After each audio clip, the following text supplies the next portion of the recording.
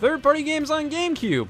They exist! Most were of the licensed kids game variety. Now, some of these games were pretty great, but most of them were nothing to write home about. As a kid who had a GameCube, this was never an issue. These were the games I would be playing regardless of whatever console I owned that generation. But if you were a badass, you mostly had to look towards a PlayStation 2 or Xbox. The GameCube ran into countless limitations regarding the disc capacity. Many times GameCube versions of games would cut video cutscenes or gameplay content in general to fit on the disc, or they just had to double up on them. And if they actually got some games to fit on the system, they would oftentimes be the worst selling version. Most people who bought the GameCube bought it for the Nintendo first party exclusives, and the rest were parents who bought it for their kids. So oftentimes GameCube got at least an entry or two from a series, but then eventually they would just skip it with the following games. But it just straight up never got Grand Theft Auto 3, Vice City, San Andreas, Metal Gear Solid 2, 3, Devil May Cry 1 through 3, Final Fantasy 10, 11, 12, Silent Hill 2 through 4, Burnout 3, Revenge, basically none of the multi-platform Dance Dance Revolution games,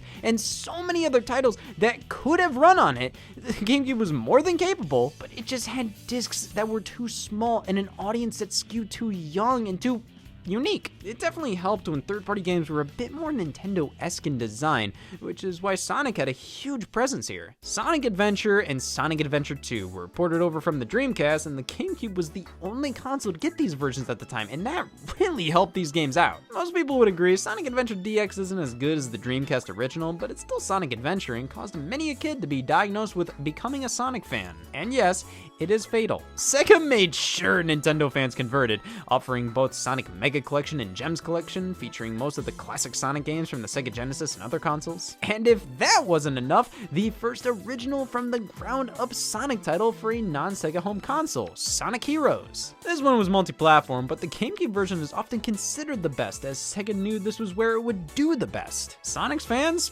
were mostly on GameCube. Then there was Shadow the Hedgehog. They did Sonic Riders. I still have no goddamn idea how to play this game. There was a lot of, I don't know what it is, but there was a lot of it. I only own Sonic Mega Collection, but I still oddly have a lot of nostalgia for Adventure and Adventure 2 Battle just from seeing clips of them within Mega Collection. There's this whole history of Sonic video, man. I knew there was just so much Sonic on GameCube that I just didn't have access to. All these games have their flaws, but all in all, this was a pretty good generation for Sonic. And hey, the developer Sonic team kept busy with a brand new IP exclusively for the GameCube, Billy Hatcher and the Giant Egg.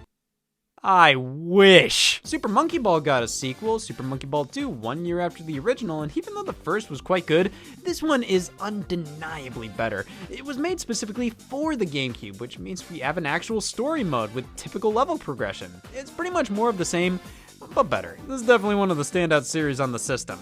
Everybody remembers Super Monkey Ball. Nobody remembers Super Monkey Ball Adventure. This was a weird one, not developed by Sega. Instead, Traveler's Tales, a spin-off, released within a 1-year span of Sega releasing 3 Super Monkey Ball games. Billy Hatcher died for this? Sega also ported some of their other non-Sonic Dreamcast games, like Skies of Arcadia and Phantasy Star Online, fundamentally the online GameCube game with online multiplayer. You can buy this broadband adapter, which, according to the box, extends possibilities. Might want to remove the plural from that. While only 2 Japan-only games and Phantasy Star used it for online multiplayer, this adapter was mainly used for LAN play, connecting multiple GameCubes for multiplayer without split screen.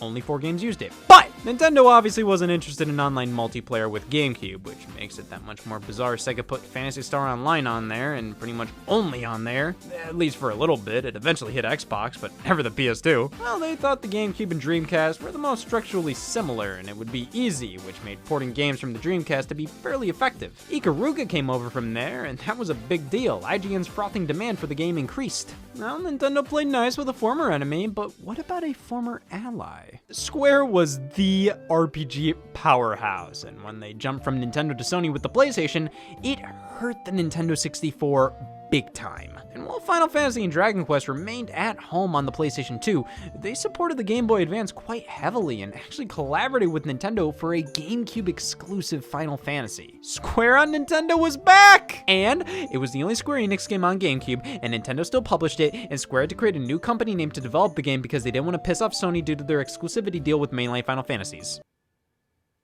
Was it worth it? Well, it was a fairly decent success. It was just a spin-off of Final Fantasy, but a multiplayer one. Final Fantasy Crystal Chronicles, using the Game Boy Advance as multiplayer controllers. This was a random initiative Nintendo had in the GameCube's life to push games using the Game Boy Advance. I guess because that system was doing so well, Nintendo thought maybe pushing it alongside the GameCube would help things. The olives aren't selling well, push it with milk! I mean, it does offer unique gameplay opportunities, like with Pac-Man Versus. While Crystal Chronicles was developed by Square and published by Nintendo, this one was developed by Nintendo and published by Namco. Hell, Miyamoto even designed the game. It's multiplayer Pac-Man, with players on the TV as the ghosts and the player with the Game Boy Advance as Pac-Man, and it's so damn good! It's a small game, though. It was never meant to be available by itself. They gave it away with certain games as pre-order bonuses, and it eventually came with this Pac-Man World 2 bundle. Talk about bang for your buck. I'm gonna talk about this now because the lady at Great Clips wasn't listening. Pac-Man World 2 is great. It's critically nothing special, but I think it did a bang-up job evolving Pac-Man into a 3D platformer. The music and visuals just make me so damn happy. Pac-Man World 3 creeps me the hell out, okay? Pac-Man talks, which implies he has organs, which implies he can bleed. 2 is a good time, nothing special, but I think it's very entertaining.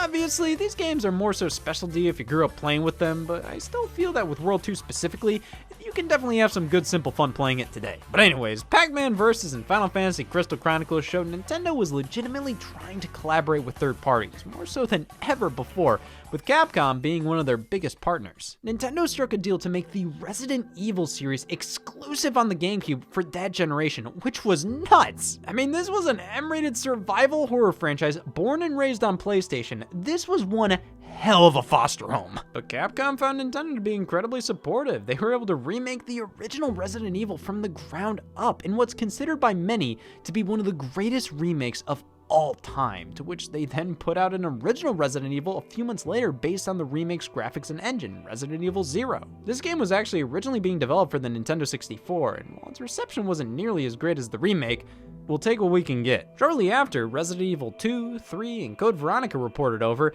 These weren't at all remakes. 2 and 3 were literally just the original PlayStation games running on GameCube. This is a common practice today, seeing old games released on new consoles with little to no graphical improvements, but it's so weird on GameCube, like this isn't right. Some Resident Evil games still appeared on PS2, but the series was pretty loyal to Nintendo in this era, evident by Capcom's initiative, the Capcom 5. 5 brand new AAA exclusive games from Capcom for the GameCube. These included Piano 3, Beautiful Joe, Dead Phoenix, Killer 7, and the big one, Resident Evil 4. Capcom meant business with the GameCube.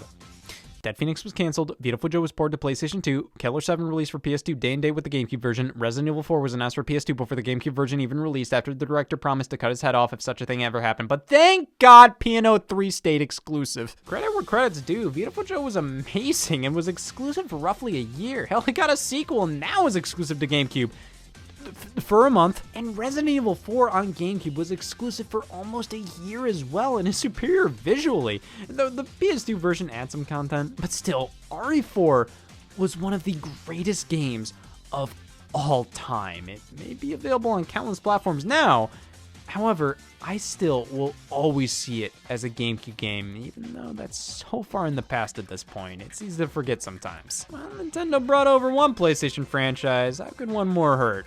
Metal Gear Solid: The Twin Snakes, a remake of the original Metal Gear Solid by Silicon Knights. This is a weird one. It takes the original game and mixes it with the gameplay of the sequel and cranks everything up to be as over the top as possible. It's still a totally valid way to experience Metal Gear Solid and gave the GameCube something the other consoles just didn't have. But that's not always a great thing. Swinging back to Capcom, Mega Man Network Transmission. Who gives a shit?